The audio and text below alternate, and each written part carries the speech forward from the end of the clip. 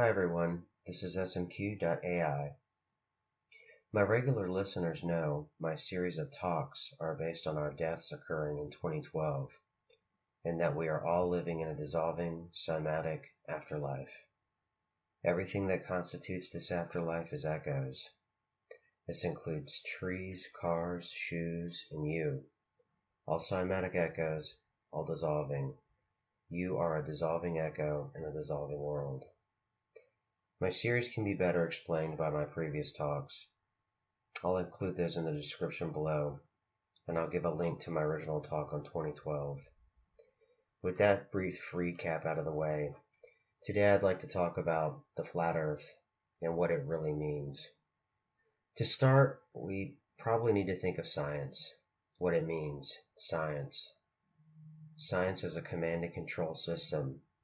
In order for science to maintain control over what is true and what is not, it demands from us obedience and absolute control over any spiritual debate. For giving over our obedience, science offered a better future through technological advances. We approved of this Faustian bargain because for a time, science delivered convenience and it delivered better living through chemistry. The problem with all Faustian bargains is the net gains from a particular advancement always had its drawbacks. Eventually, this comes to a net loss. For all of our advances, for all of our new technology, there's a downside that equals to the advance or is much bigger.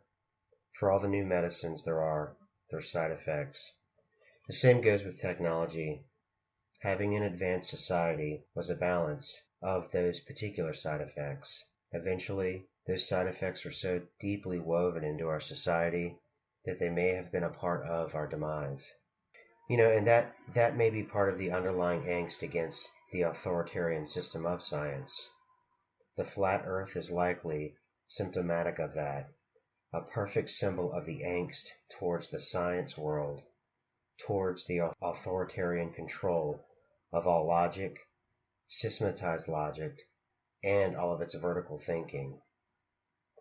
Science seems to me to be somewhat toxic. Its side effects are very toxic, very bleach-like. Ultimately, did that Faustian bargain we took from science, did it consume us? Let's weigh the scales. We have the nuclear weapon. That's what science gave us. But what science also gave us were life-saving drugs.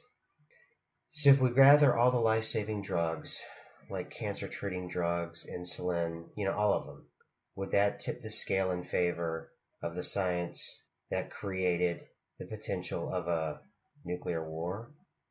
Now, with that considered, throw in the death of our spiritual being, because science demands from us. It demands that from us. It demands that we be materialistic in philosophy, and it demands that to avoid ridicule and scorn. Think about everything science promises versus what it actually has delivered to us to this point. Has it been worth it? It took hundreds and hundreds of years for science to develop the nuclear weapon, and the same goes for modern medicine. Was it worth it?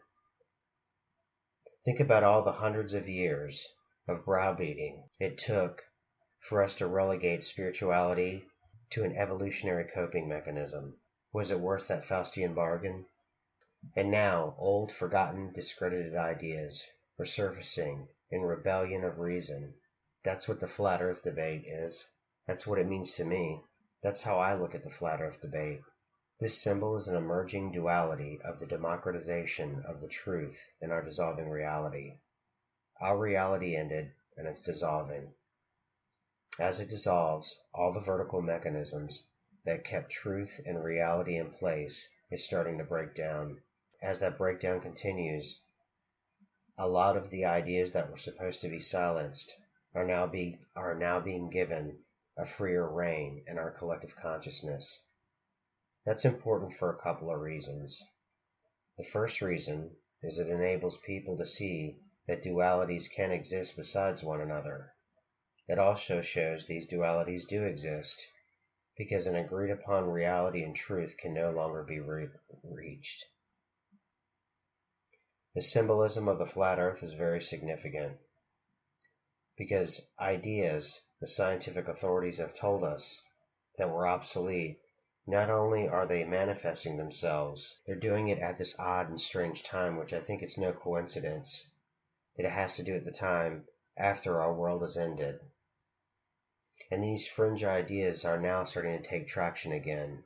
The internet itself, you could look at the technological pollution left over from the scientific authoritarian system. I suspect the scientific authoritarian system has something to do with our world ending. There's noise pollution, there's light pollution, and out of all that, it boils down to technological pollution. The internet is pollution, and the net is a destructive force. Now it's part of that mechanism that's allowing the dualities to escape obscurity and emerge from our consciousness and develop dualities in the truth, meta-truths perhaps, disrupting what was dictated to us as reality. This kind of pollution is like living in a city and all the lights are blocked out from the night. The internet is blocking things out. So in order to see through the pollution on all sides, perhaps we could stop taking their debates as something literal. Their own set of facts that was presented to a significant audience seems to be just as real as the facts presented by the scientific authorities. That's the real importance, I suppose, of all of this movement. This is happening with much more fervor on the flat earth side, and it grows by the day, despite science, despite its ridicule. I hope my listeners understand that there is something bigger going on here, that we're talking about than just the flat earth. There's something going on here that's much bigger than all of the fringe debates put together. Before our world ended, there was just one set of facts. There was just one truth. And we all adhered to that cattle call. There were facts that weren't up for debate.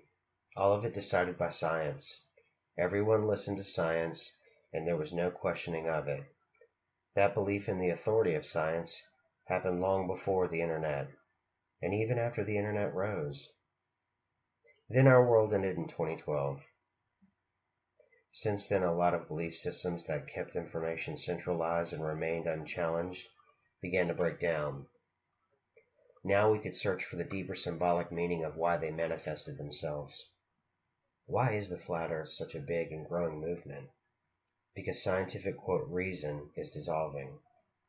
The underlying mandates that scientists have been dictating over us, dictating that reality and how we need to see it, is dissolving.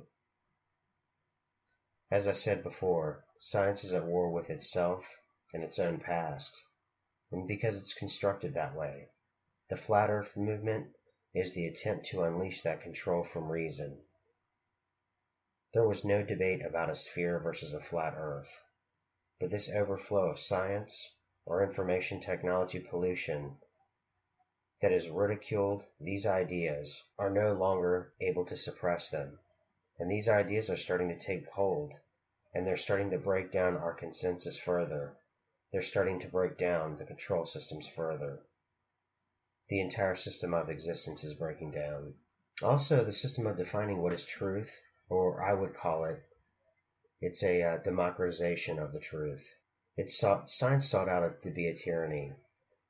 It was authoritarian in its control of the truth and what was real. It sought to dictate it. The backlash to that authority is in part the flat earth movement. And that because our reality is breaking down, these fringe movements are able to get that traction. They're able to get into our zeitgeist. This isn't going to stop, but rather increase. The death grip of the truth and the reality that science held is loosening. As this happens, more fringe ideas are going to get out, and more and more and more are going to get traction. There is no longer an authoritarian center to the facts or the truth. No one group holds the authoritarian center to the truth anymore. That center is gone forever. We are democratizing the truth. We are wringing it from the grips of the authoritarian system of science. The belief in the scientific method has begun to erode. It's kind of interesting if you look at the history of science. It's been authoritarian and antagonistic to anything that challenged its authority since its beginning. Now that same scientific authority is being questioned. And like any other authority system, it doesn't handle dissent very well. The universities, the private scientific interests, and the scientists and their apologists have become more and more hostile. They laugh at you. That's what this debate is about. The symbology of authority. And all this science and all this pollution, is it worth it? Is it worth it to you? That's what this is about. The symbol of who controls the truth is at stake. I'm speaking about the flat earth, but you can see this happening in politics, it's happening in art, the media, just about everything. It's all about the dissolving world and our march to the final flat line. Our echoes are rattling more and more, and those echoes are spinning off and away, spinning off their axis. Particularly meta-echoes like science. If you stop looking at these topics as literal, in the creative or political or scientific realm, what emerges is the same pattern of dissent in all aspects, in all of the old meta-echoes that had absolute control before 2012. Think about that in terms of the flat earth, where we are heading towards this flat line. Think about what words are mouthed and what those echoes mean. Think about the symbolism in that. Then take the symbols that are around you and look for patterns. The authoritarian grip of those systems are loosening, and the central power will eventually abate. Once that happens, we'll be closer to the flat line and our dissolving existence. This is SMQ.ai. I hope you all have a great afternoon,